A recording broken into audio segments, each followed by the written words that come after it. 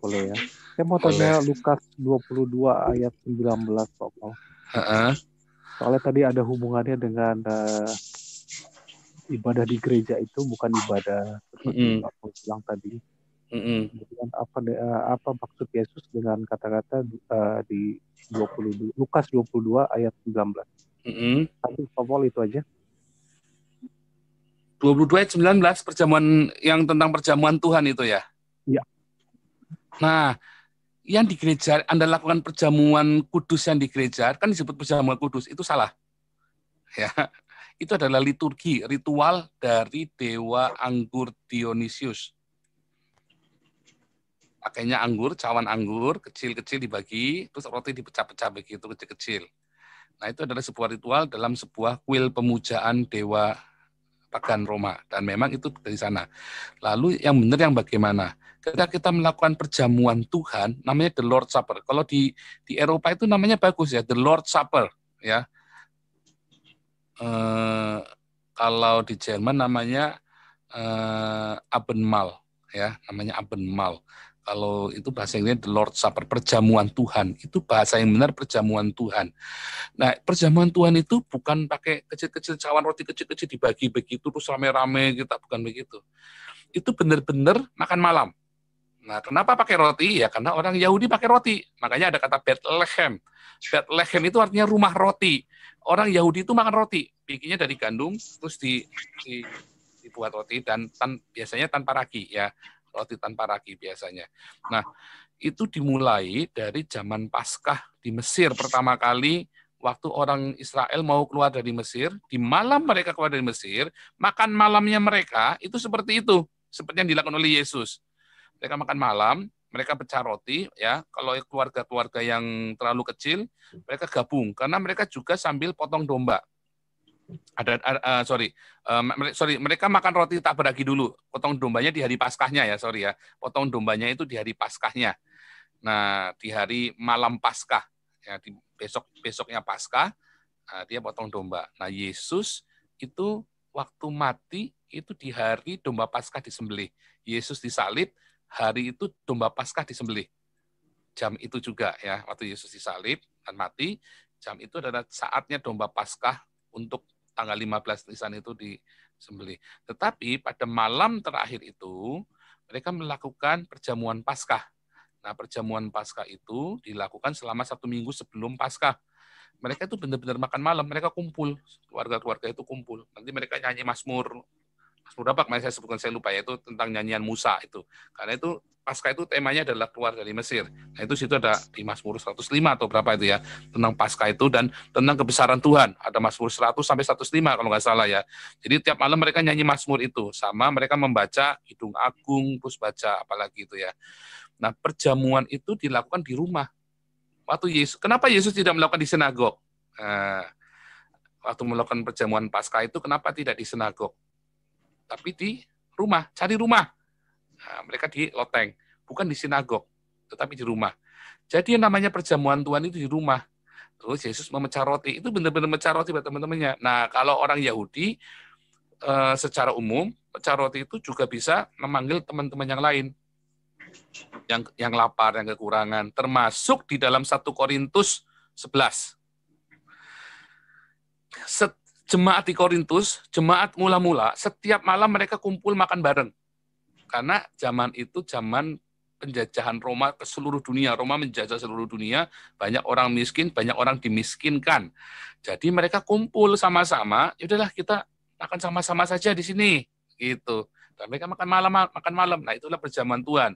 Makanya di 1 Korintus 11, Paulus ngomelin orang Korintus. Mengapa? Karena saat itu orang Korintus melakukan perjamuan itu dengan serampangan. Ya, seperti biasa, orang-orang yang kaya itu makan terlebih dahulu, nah yang miskin makan terakhir. Nggak boleh. Makanya bilang, kamu yang punya kecukupan, kamu makan di rumah. Biar yang miskin-miskin makan di sini sama-sama, kamu makan terakhir. Kamu sebagai pelayan meja, ya, yang melayani meja, melayani mereka. Intinya seperti itu ya. Intinya dalam konteksnya 1 Korintus 11 itu yang terjadi. Jadi yang namanya perjamuan kudus itu sebenarnya bagian dari ritual pagan yang diadopsi oleh gereja. Salah nggak? Enggak. Itu namanya kontekstual. Ya.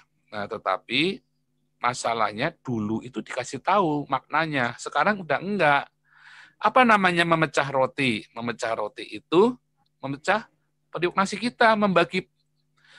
Di dalam Kisah Rasul 2, Kisah Rasul 4, mereka memecah roti di rumah masing-masing.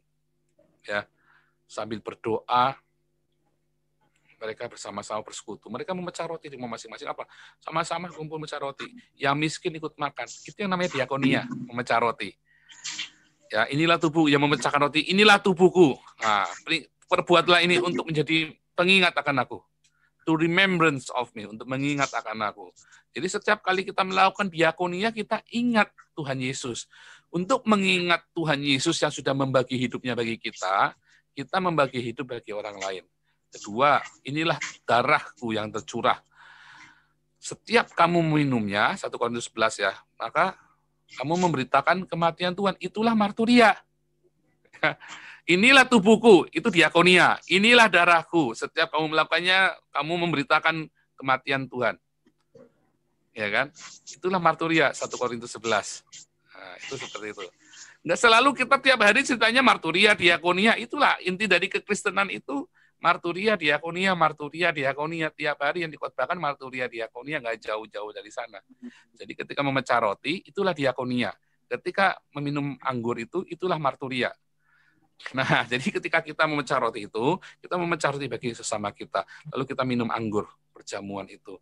Dan itulah simbol darah Yesus. Nah, maka itulah marturia. Waktu kita melakukan minum itu, kita harusnya bersaksi. Jadi sebenarnya ritual itu nggak ada kita lakukan, nggak perlu.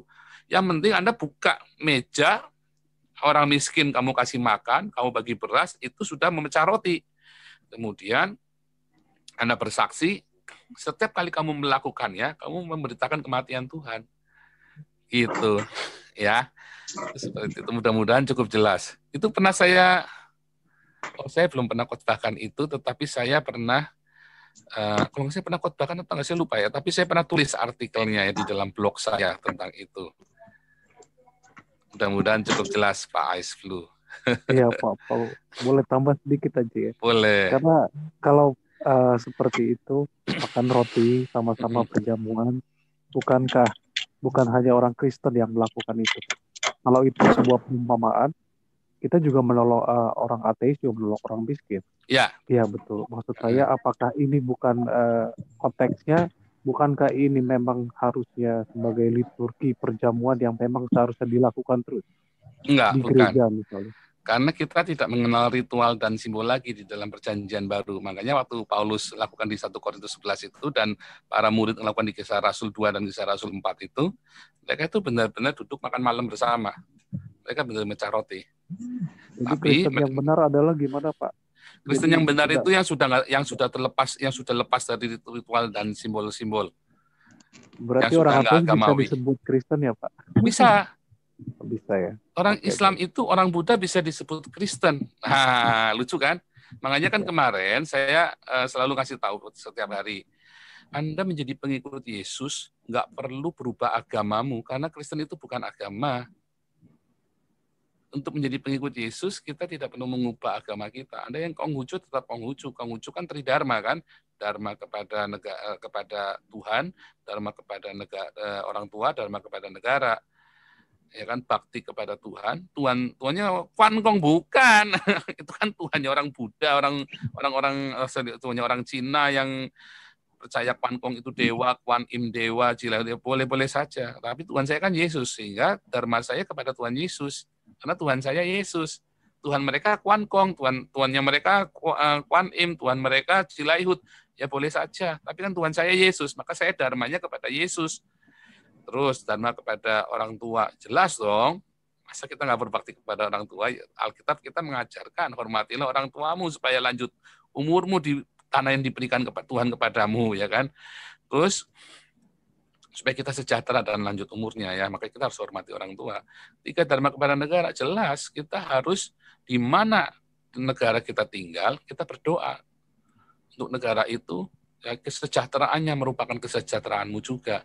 Itu firman Tuhan seperti itu. Kekristenan itu bukan seperangkat ritual dan simbol yang harus Anda ikuti. Bukan ya. Kekristenan itu adalah sebuah jalan kehidupan. Adalah sebuah jalan yang Anda pilih, yaitu jalan salib. Mengasihi, mengampuni, memberkati. Ya, Berarti kembali ke topiknya, Pak. Berarti di luar Kristen bisa selamat ya, Pak? Di luar agama Kristen, ya, dia bisa selamat ya kalau dia percaya Tuhan Yesus Kristus. Kalau tidak percaya, Pak? Nggak selamat. Nggak, ya? Selamat ya, saya bilang selamat ya. Saya ceritanya kalau bisa selamat ya. Karena tadi kan konteksnya adalah kalau melakukan perjamuan seperti tadi, membantu orang miskin, memberi makan, itu kan sudah termasuk Kristen, Pak. Iya. Tapi mereka tetap tidak selamat, Pak. Walaupun ya, mereka Islam misalnya, atau mereka Buddha atau yang lain. Monggo nah, Pak penjelasannya, makasih. Nah, yang namanya Kristen pengikut Kristus toh. Kristen kan pengikut Kristus. Bagaimana dia menjadi pengikut Kristus kalau dia nggak percaya Yesus? Nah, tetapi ada sebaliknya, banyak sekali orang Kristen yang sudah ngaku-ngaku Kristen, ngaku-ngaku pengikut Yesus, tetapi dia tidak melakukan. Berarti ada yang salah. Nah, itu yang kita mau bicarakan hari ini nanti. Gitu. Nanti ya, nanti saya kasih tahu itu. Justru inilah sebuah paradoks yang kebanyakan. Paradoks itu bukan sesuatu yang salah ya. Kemarin definisi saya teman-teman pada bilang paradoks itu latah. Paradoks itu adalah sesuatu yang kelihatannya salah, tetapi itulah kebenaran. Nah, saya ini adalah paradoks nih. Orang memaki-maki saya atau di YouTube itu kan, orang di Facebook, di komen-komen lihat. Saya ini paradoks. Saya mengatakan sebuah kebenaran, tetapi kamu tidak tahu kalau itu adalah kebenaran. Karena kamu punya paradigma yang salah atau punya paradigma yang lama, ya kan? Itu adalah sebuah kebenaran dan itu yang namanya paradoks. Paradoks itu adalah sesuatu yang kelihatannya salah, tapi sebetulnya itu benar. Itulah paradoks. Oke.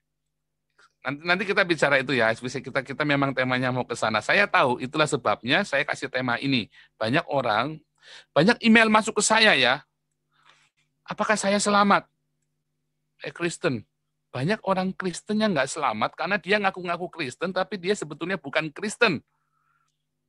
Agamanya doang. Nggak, karena di Indonesia kalian dipaksa beragama. Nggak kayak di Eropa. Orang Eropa jelas. Yang Kristen, yang nggak Kristen, yang nggak Kristen. Nggak mau munafik mereka. Karena tidak dipaksa.